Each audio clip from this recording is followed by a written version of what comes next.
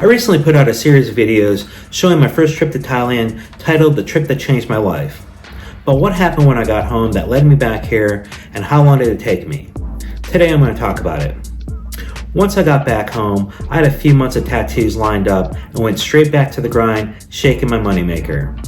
I took a few trips to Mexico and went back to Maui a couple times, but I couldn't stop thinking about Thailand.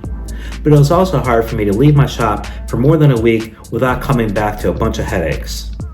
I eventually found an assistant, and that really took a lot of pressure off me, and I could focus on tattooing and not have to deal with all the nonsense that goes along with running a tattoo shop, and that really helped. I was working hard, saving my money, and slowly putting my escape plan together.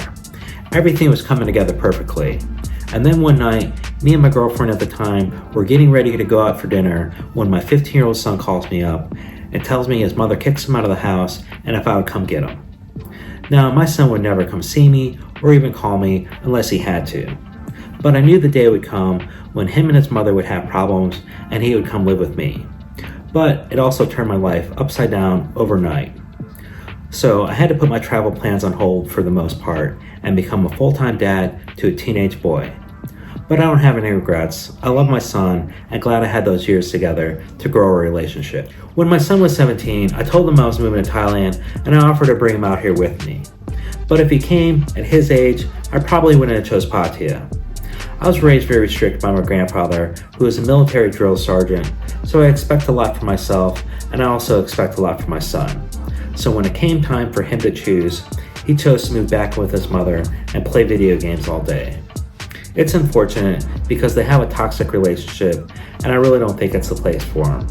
And I think it would have really broadened his views on life if he would have came out here and seen all this. But there's nothing I can do about it anymore.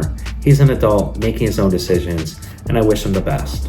Now, I remember counting down the days to my retirement, getting everything in order and envisioning myself laying on the beach while watching YouTube videos like this every day.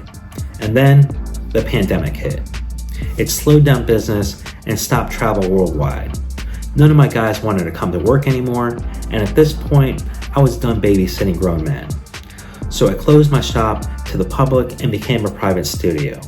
It wasn't worth keeping my guys around anymore for the headaches they were bringing me. At any given point, I was booked out no less than a month in advance. And honestly, I was done and happier just working alone. I eventually closed my shop and found someone to rent out my condo, but I refused to get the shot, so I was limited on where I could travel. So I went down to Cancun and worked my way down to Belize, stopping in a bunch of small towns along the way.